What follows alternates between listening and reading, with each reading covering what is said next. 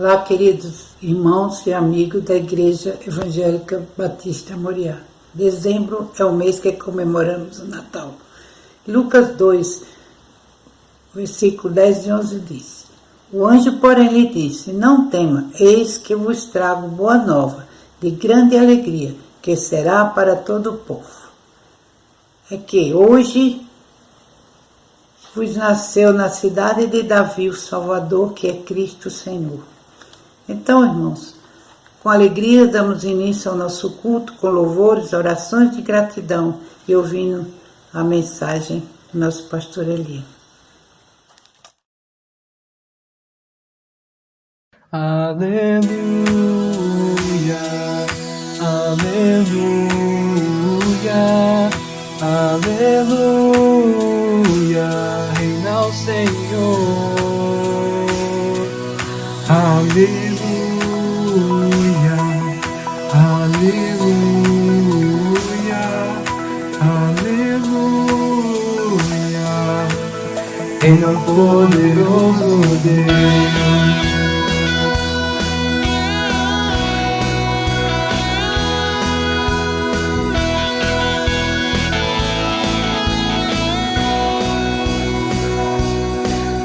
Aleluia, aleluia, aleluia, reina o Senhor. Aleluia, aleluia, aleluia, reina o poderoso Deus. Nos mostrou o seu poder, com grande força triunfou, vitorioso sobre a morte e a escuridão. As correntes se quebraram, os cativos libertou, e sua grande graça nos salvou. Aleluia, aleluia, aleluia, reina o Senhor. Aleluia, aleluia, aleluia, reina o poderoso Deus.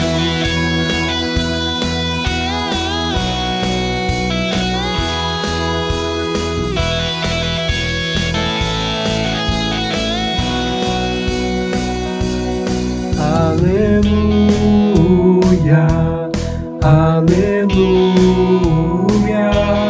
aleluia, reina o Senhor. Aleluia, aleluia, aleluia, reina o poderoso Deus. Nos mostrou o seu poder, com grande força triunfou, vitorioso sobre a morte e a escuridão. As correntes se quebraram, os cativos libertou, e sua grande graça nos salvou. Aleluia, aleluia, aleluia, reina o Senhor. Aleluia, aleluia, aleluia, reina o poderoso Deus.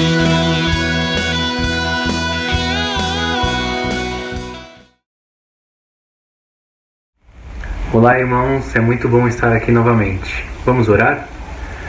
Senhor Deus e Pai, estamos em Tua presença para Te agradecer, Senhor, por cada membro, por cada pessoa da família Moriá, Senhor.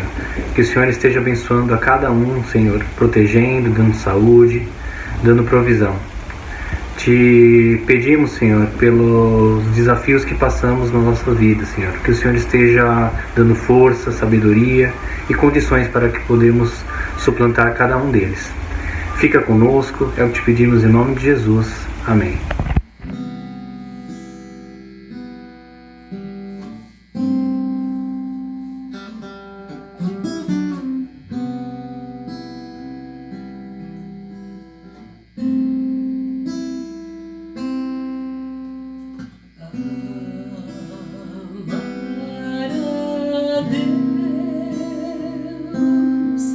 Sobre todas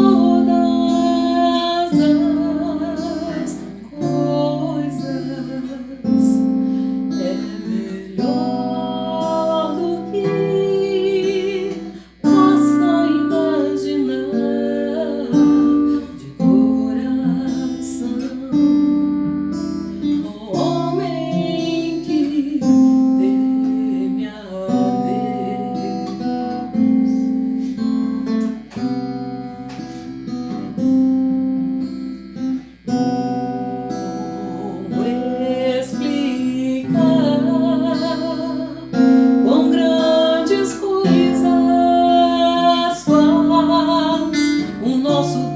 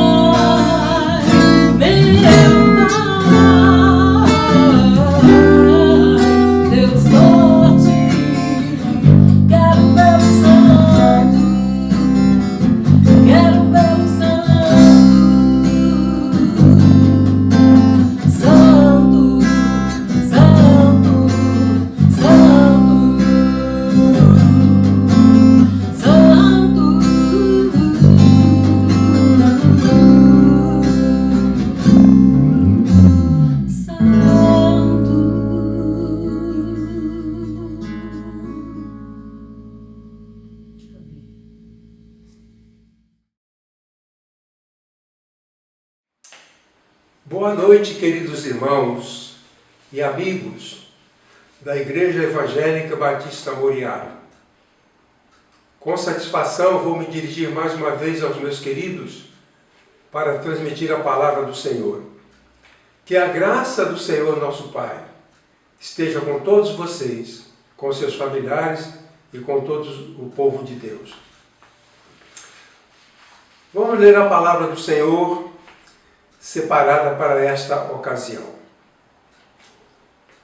Mas para a terra que estava aflita, não continuará a obscuridade. Deus, nos primeiros tempos, tornou desprezível a terra de Zebulon e a terra de Naftali. Mas nos últimos tornará glorioso o caminho do mar, além do Jordão, Galileia dos gentios. O povo que andava em trevas viu grande luz, e aos que viviam na região da sombra da morte, resplandeceu-lhes a luz. Tens multiplicado este povo, a alegria lhe aumentaste, alegram-se eles diante de ti, como se alegram na ceifa, e como exultam quando repartem os despojos. Porque tu quebraste o jugo que pesava sobre eles, a vara que lhes feria os ombros, e o cetro do seu opressor, como nos dias dos midianitas. Porque toda bota com que anda o guerreiro no tumulto da batalha, e toda veste revolvida em sangue, serão queimadas, servirão de pasto ao fogo. Porque um menino nos nasceu, um filho se nos deu. O governo está sobre os seus ombros, e o seu nome será Maravilhoso Conselheiro, Deus Forte, Pai da Eternidade, Príncipe da Paz. O texto lido está em Isaías, capítulo 9, versículos de 1 a 6. O nosso tema para hoje é as possibilidades da obra messiânica. E a ideia central é: a obra messiânica traz inúmeras possibilidades que devem ser realizadas por nós. O texto lido profetiza ações messiânicas na Galileia, mostrando possibilidades para todos os povos. Esta passagem de Isaías está incluída entre as passagens que falam da esperança da vinda do Messias. Estamos vivendo, neste mês de dezembro, o que no calendário da igreja é o mês do Advento. O Advento é o período de 4 semanas até o Natal. Antes do Natal até o Natal é o Advento. E esta passagem é uma das mais importantes sobre esse tema do Advento. E esse ensino, esta mensagem, fala a respeito da vinda do Messias, do advento do Messias, do tempo quando viria o Salvador, cujo nascimento nós comemoramos neste mês de dezembro, o Natal.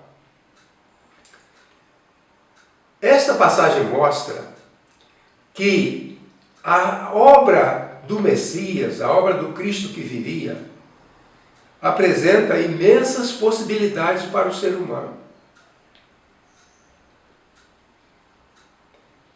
E nós vamos ressaltar 3 possibilidades para nós que a vinda do Messias proporciona.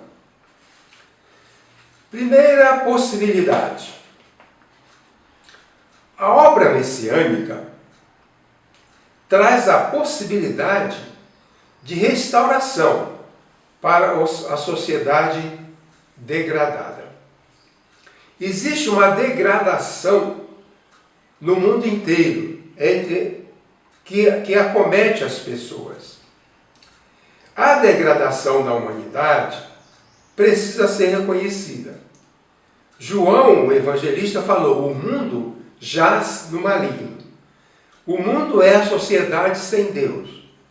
E essa sociedade está degradada. E ela tem a possibilidade de restauração.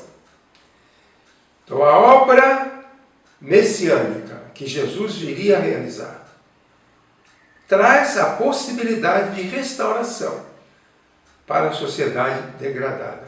O Cristo veio para restaurar. O que é a degradação? Degradação é descrita aqui por várias expressões que o profeta usa. Terra aflita, terra desprezível, povo em trevas. Essas palavras definem a condição da Galileia nos tempos do profeta. Era um povo degradado, terra aflita, terra desprezível, povo em trevas. A palavra trevas define insegurança, miséria e humilhação. Essa era a condição da Galileia. A Galileia é a parte norte de Israel. Ficava na região entre o Mar da Galileia e o Mar Mediterrâneo. Esta região era uma região que sofria preconceitos. Quando alguém mencionou que Jesus de Nazaré poderia ser o Cristo, o interlocutor respondeu: pode vir coisa boa de Nazaré? E quando Jesus foi mencionado como profeta da Galileia, o interlocutor respondeu: nunca soube de um profeta da Galileia. Então a Galileia era um lugar desprezível. Quando as duas tribos de Israel tomaram posse dessa região, a tribo de Zebulon e a tribo de Naftali, eles não expulsaram os estrangeiros que ali viviam. Os fenícios, os sírios e outros povos que ali estavam. Então eles formaram um aglomerado de raças, um aglomerado de povos. E isso trazia uma série de dificuldades. Por exemplo, os fenícios eram um povo corrupto. E o povo de Israel vivia junto com eles. Por isso dizia que vivia em trevas. É o povo que andava em trevas. Um povo sem privilégio, porque eles não tinham o templo. O templo estava em Judá, no sul. Era então uma região desfavorecida. Ela estava degradada. E a restauração? O profeta diz que naquela época a Galileia foi tornada desprezível, mas que agora viria a restauração. E ele diz o seguinte: tornará glorioso o caminho do mar, a Galileia dos gentios. Caminho do mar, porque ali ficava a rota das caravanas que vinham da Síria para o Egito. E era a Galileia dos gentios porque era a mistura de israelitas com estrangeiros. Então, o caminho do mar, Galileia dos gentios, se tornará glorioso pela vinda do Cristo. A vinda do Messias transformará a Galileia. Em vez de ser a Galileia dos gentios, ou a Galileia que vive em trevas, será a Galileia gloriosa. A Galileia se tornou gloriosa porque Jesus dedicou a boa parte do seu tempo ali. Aliás, grande parte do ministério de Jesus, a maior parte do ministério de Jesus foi na Galileia. Ali ele ensinou, ali ele curou, ali ele libertou os oprimidos. E a obra de Cristo na Galileia foi chamada pela grande luz. O povo que andava em trevas viu uma grande luz. E sobre os que habitavam na região da sombra da morte, resplandeceu a luz. Essa luz que resplandece na Galileia é a obra do Cristo. É o trabalho do Messias em relação àquela região. Eu tenho dois argumentos ainda para desenvolver sobre isso. Primeiro, que é possível a restauração moral, social e espiritual. E segundo, que é possível também a restauração emocional. A tese é A restauração de uma pessoa, a restauração de um povo, a restauração de uma região é possível. Então, a restauração é uma possibilidade que Cristo nos traz. Deixa eu te mostrar uma figura. Nessa figura, você está vendo um homem deitado na calçada. E ao lado, você está vendo um homem em pé, de camiseta e blazer. Este homem, alguns conhecem, porque ele já esteve na nossa igreja. É o Jó Rocha. Jó Rocha cresceu na FEBEM. Viveu na FEBEM, aprendendo tudo que não prestava.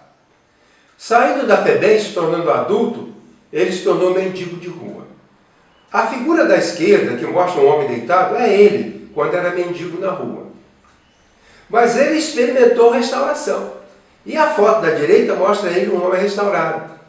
Não é mais o interno da FEBEM, não é mais um mendigo de rua, mas um homem digno, produtor, produtivo.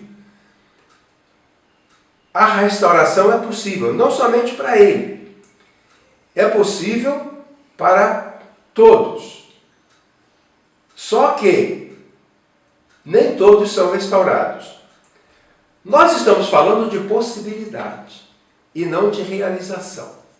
Todas as pessoas que estão degradadas podem ser restauradas, mas isso não acontece. A restauração acontece com alguns.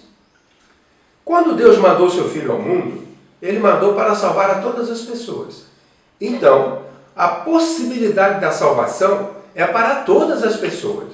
Deus amou o mundo de tal maneira que deu seu Filho unigênito, para que todo aquele que nele crê não pereça, mas tenha a vida eterna. Então, o plano de salvação é para todo mundo, mas o próprio Jesus falou que nem todos se salvam. Então, é uma possibilidade perdida. Das pessoas que estão degradadas, elas têm a possibilidade. Só que muitas vezes essa possibilidade é perdida. Então, voltando um pouquinho, é possível restauração moral e espiritual, é possível. Você está vendo a figura aí, está vendo a foto aí. O povo que andava em trevas viu uma grande luz, e os que viviam na região da sombra da morte resplandeceu a luz. Foi isso que Jesus fez na Galileia. Foi isso que ele fez na Galileia. Trouxe luz, trouxe alegria, trouxe esperança para o povo. A Galileia vivia nas trevas, ignorância, miséria e humilhação. Mas o Cristo, o Messias, trouxe a luz, conhecimento, alegria e libertação.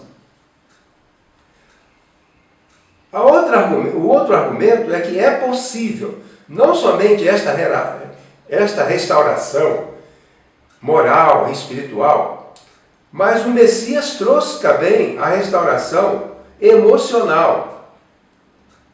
Aqui está escrito: alegram-se diante de ti, como se alegram na ceifa e como exultam quando se repartem os despojos. A vinda do Cristo traz restauração emocional, traz alegria. É possível que haja alegria.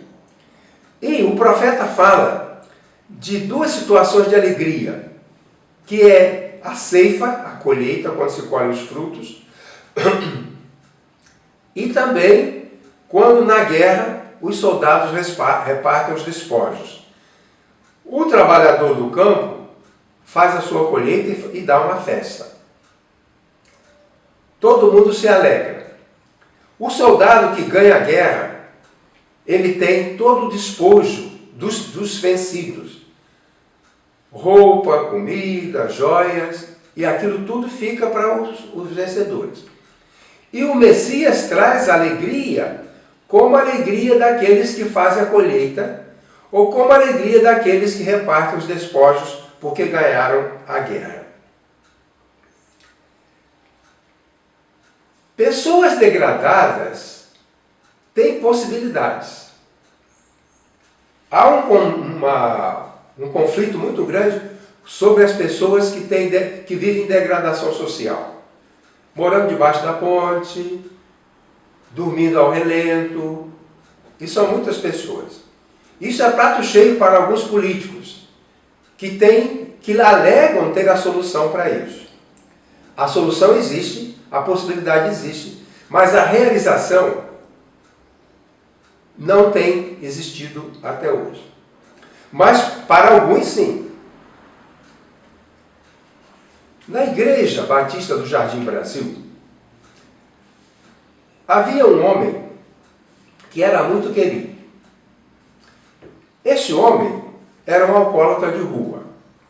Quando os irmãos vinham para a igreja, viam aquele alcoólatra caído na calçada, embriagado. Mas um dia alguém resolveu convidá-lo a ir à igreja. Ele foi à igreja e se converteu. Então aquele alcoólatra de rua, que vivia sujo, caído pelas calçadas, ele agora é uma outra pessoa, porque houve possibilidade que ele aproveitou. Então, todo alcoólatra caído na rua tem possibilidades. Todo menor de rua tem possibilidades. Todo mendigo que não tem onde morar tem possibilidades. E este homem tinha possibilidades. Era um alcoólatra de rua, mas tinha possibilidades. E ele se converteu e foi restaurado. Ele aprendeu a decorar os salmos. E ele decorava os salmos. E ele recitava os salmos nos cultos. E era um momento de muita alegria, porque a igreja via lá na frente, recitando os salmos, aquela pessoa que algum tempo atrás eles viam caído na calçada todo sujo, junto com os cães. Então, o que nós falamos é o seguinte: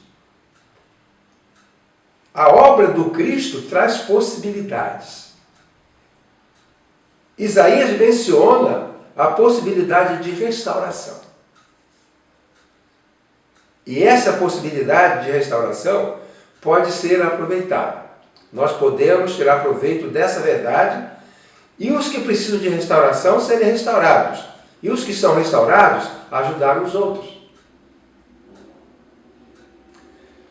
Morreu Maradona.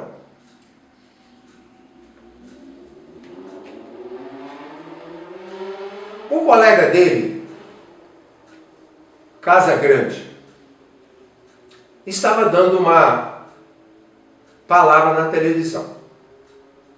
E ele chorava. Chorava. E ele disse que ele tinha pena, porque ele, Casagrande, quando estava dependente de droga, quando estava viciado em drogas, se afundando e ficando doente, alguém o ajudou. E ninguém ajudou Maradona. Parece que Maradona viveu nas drogas e parece que quando morreu ainda estava preso ao uso das drogas. E Casagrande chorava, com pena, porque ele disse: eu tive quem me ajudou, quem me encorajou, quem me socorreu. E Maradona não teve alguém que pegasse nele e ajudasse. E Casagrande chorava por causa disso. E existe possibilidade de restauração. Maradona não se restaurou, Casagrande se restaurou. Pois bem, meus queridos, vamos continuar falando de uma outra possibilidade. Falei da possibilidade de restauração. Quero falar de outra possibilidade, que se expressa da seguinte maneira: a obra messiânica traz a possibilidade de contenção da violência e da opressão. O grande problema do ser humano é que ele é portador do instinto da violência e da opressão. O profeta Isaías diz que essa violência que danifica a humanidade e a opressão que danifica a humanidade, essa violência e essa opressão podem ser contidos, que há recursos no Evangelho para conter-se a violência e a opressão. E ele diz da seguinte maneira, olha bem: porque tu quebraste o jugo que pesava sobre eles, a vara que lhes feria os ombros, o cetro do seu opressor, como no dia dos midianitas. Porque toda bota com que anda o guerreiro no tumulto da batalha, e toda veste revolvida em sangue, serão queimadas, servirão de pasto ao fogo. O que o profeta está dizendo é o seguinte, que na realização do Cristo, na realização da obra messiânica, existe espaço para a destruição dos instrumentos de violência. A bota do guerreiro e a capa suja de sangue são símbolos da violência, símbolos da guerra, símbolos da morte, símbolos da destruição. E Isaías diz que no Evangelho, na obra do Cristo, existe jeito de conter essa violência. Ele diz que toda bota, o calçado do militar, todo o calçado do militar, toda bota com que anda o guerreiro no tumulto da batalha, e toda veste revolvida em sangue, serão queimadas, servirão de pasto ao fogo. Quer dizer, na obra do Cristo existem recursos para se acabar com a violência, para se eliminar os instrumentos de agressão. 2 comentários. É possível conter a força dos agressores. Vejam só, o profeta menciona 3 palavras, que são palavras de opressão: o jugo, a vara e o cetro. E diz que o Cristo vai quebrar o jugo, a vara e o cetro. O jugo significa escravidão, trabalhos forçados, exploração do trabalho.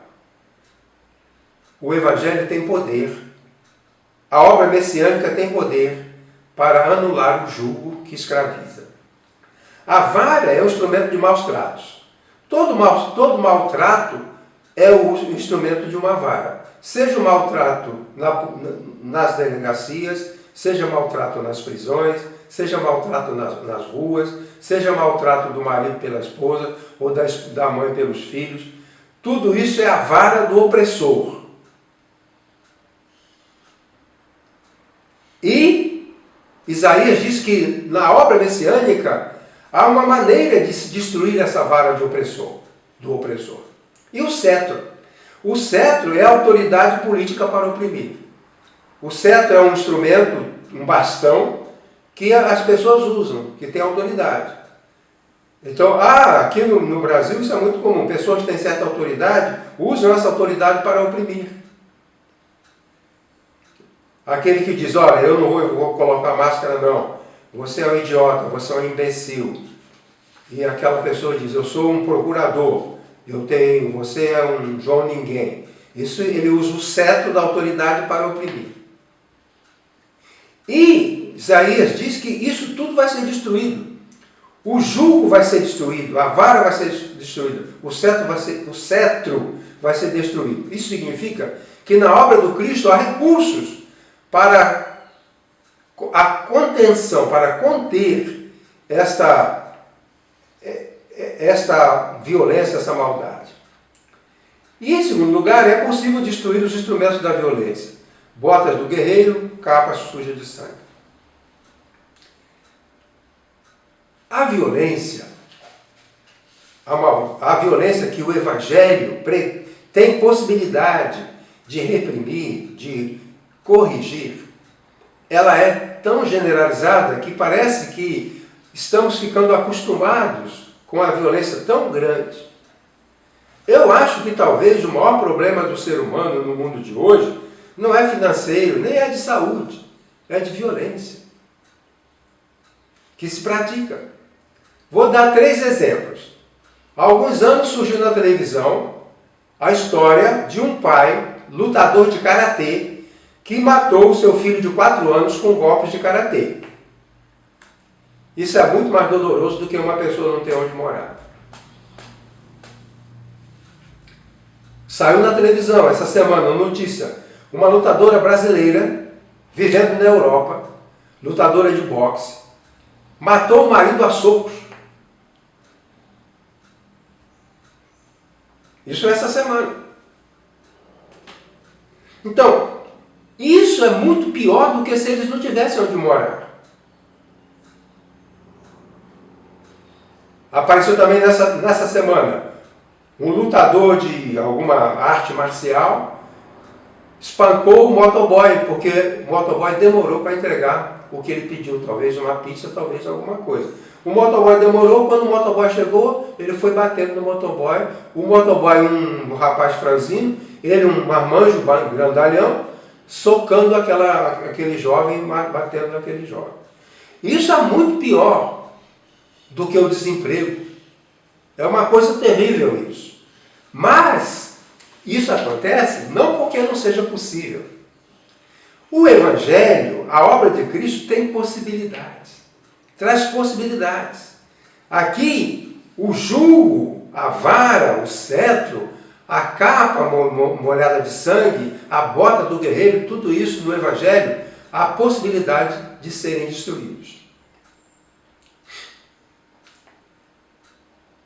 A terceira e última possibilidade que encontramos nesta passagem é que a obra messiânica traz a possibilidade de um governo benéfico para o mundo. Agora, aqui está falando de governo. A vinda do Messias é descrita como: o governo estará sobre os seus ombros. O Cristo veio ao mundo para reinar, para governar. Não para governar politicamente ou economicamente, mas para reinar e governar os corações. Por isso se diz que o governo estará sobre os seus ombros. Não é o governo dos Estados Unidos, não é o governo da China, é o governo dos nossos corações. Por quê? O governo de Jesus, o governo do Cristo sobre os nossos corações, mudará as pessoas, e aí mudará o mundo. Pois bem, governos são necessários. O Brasil tem seu governo, a Argentina, todos os países têm seus governos. Eles são necessários. E até mesmo muitos animais que vivem em grupos precisam de governo. Os lobos têm o seu governante. Uma família de lobos tem o seu governante. Uma colmeia de abelhas tem a sua rainha. E assim por diante. E entre os seres humanos, que é um ser mais bem elaborado socialmente, o governo é necessário. Mas Jesus propõe um governo, não um governo humano, mas um governo sobrenatural. Um governo capaz de modificar, de trazer o bem pleno.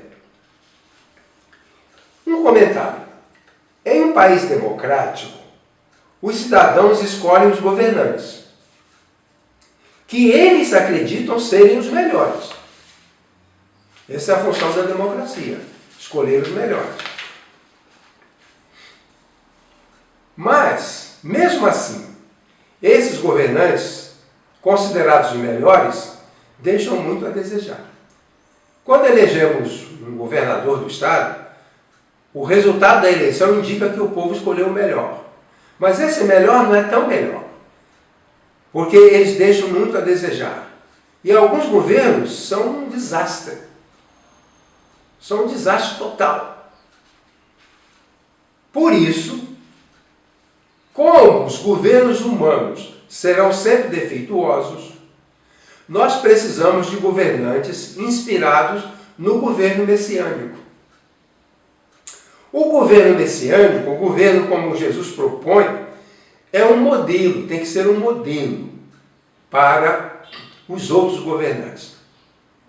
Então, Jesus, o Cristo, é chamado de maravilhoso conselheiro, Deus forte, Pai da eternidade e príncipe da paz.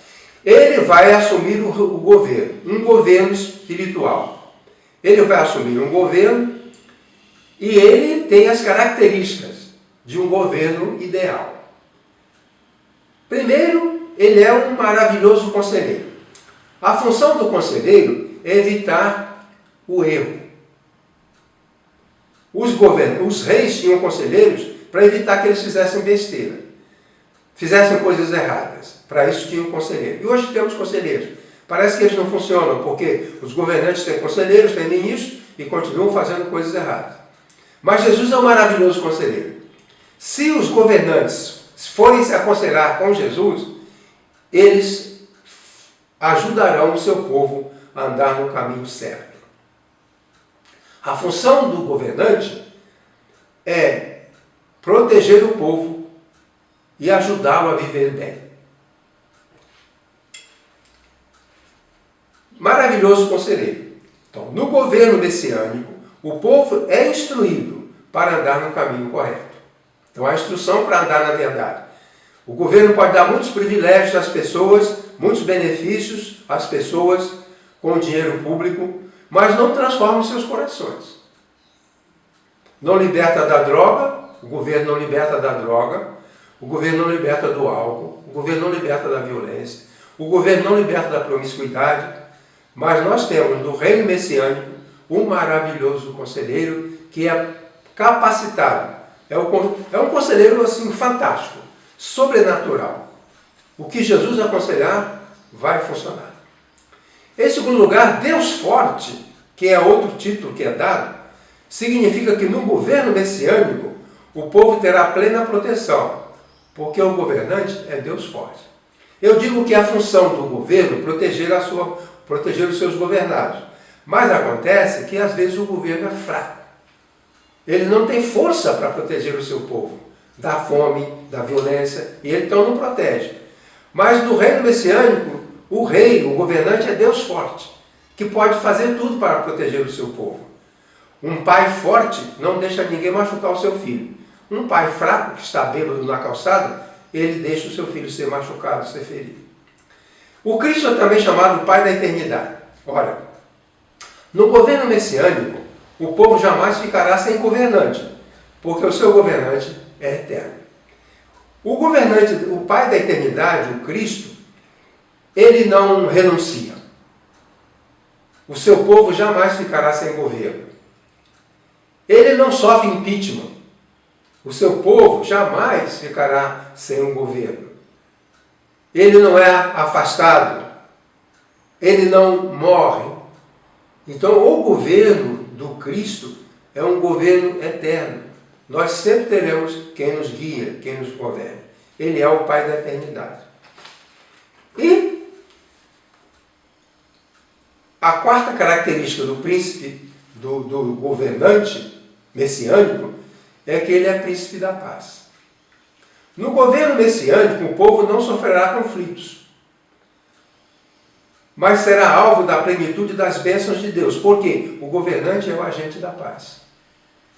Nos tempos antigos havia, como ainda hoje há, ele é chamado de príncipe, o que cuidava da economia, o príncipe da economia. O que cuidava da guerra, o príncipe da guerra. Mas o reino messiânico tem um príncipe, tem um ministro que os reinos do mundo não têm. O príncipe da paz.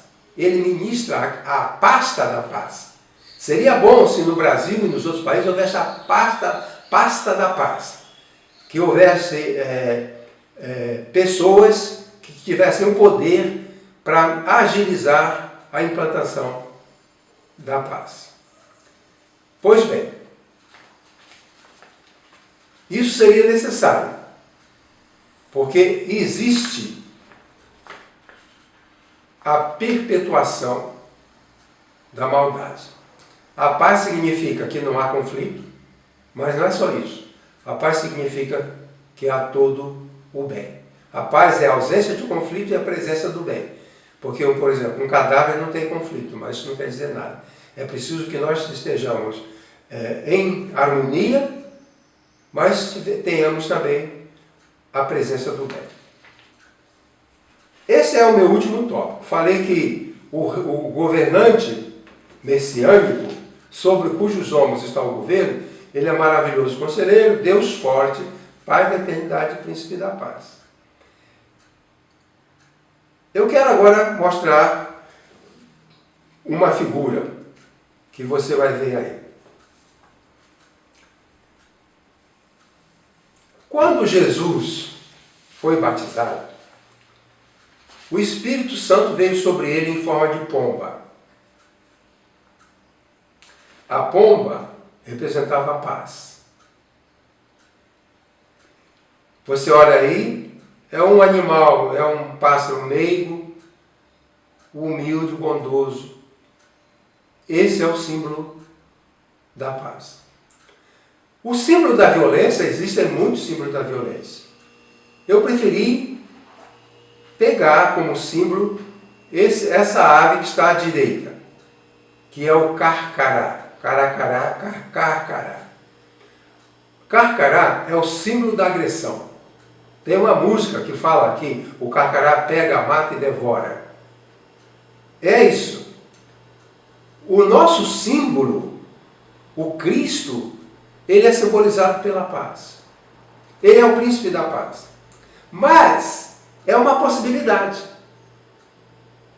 Viver sob a direção do príncipe da paz é uma possibilidade. Mas também as pessoas podem rejeitar essa possibilidade e viver sob o controle do predador. A pomba representa a paz. A ave de rapina, que está ao lado, representa o predador. Uma mulher que mata o marido a socos é uma predadora. O pai que mata um filho com golpes de karatê é um predador. Mas o predador não é símbolo do cristianismo. O cristão não é predador. Jesus nunca chamou os seus seguidores de lobos. O lobo é um predador. Ele chamou de ovelhas. A ovelha não é um predador. A nossa possibilidade existe. Porque o nosso governante, o príncipe da paz, se caracteriza pela bondade, pela tolerância, pelo amor. Mas muitas pessoas têm como símbolo carcará, a ave de rapina violenta que mata e destrói. Eu preciso mostrar, antes de passar para a conclusão, uma outra figura. Você está vendo aí uma figura de dois homens lutando. Um está levando um chute na têmpora.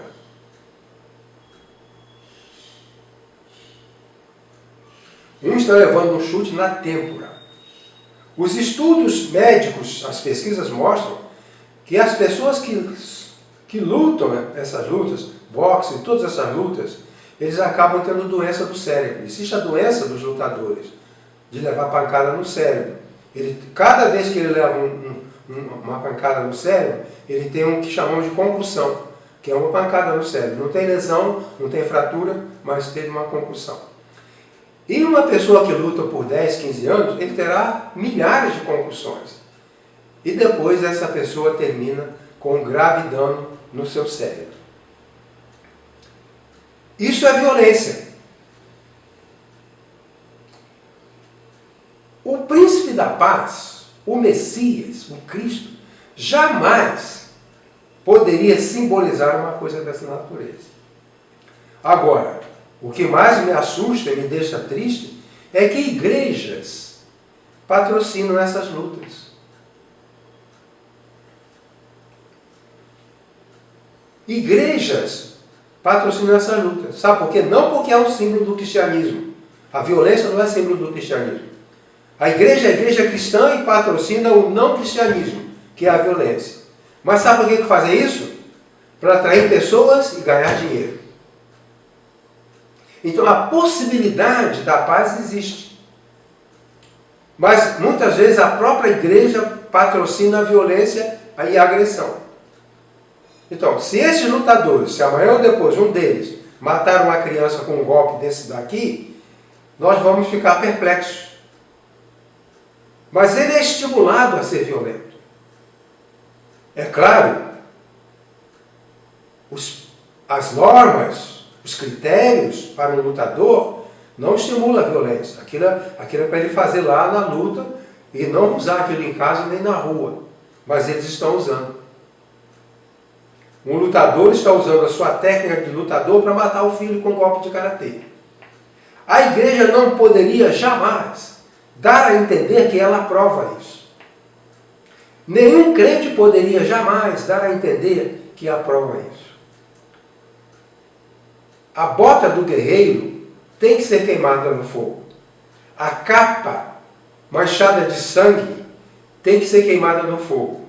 Porque um menino nos nasceu e ele é o príncipe da paz.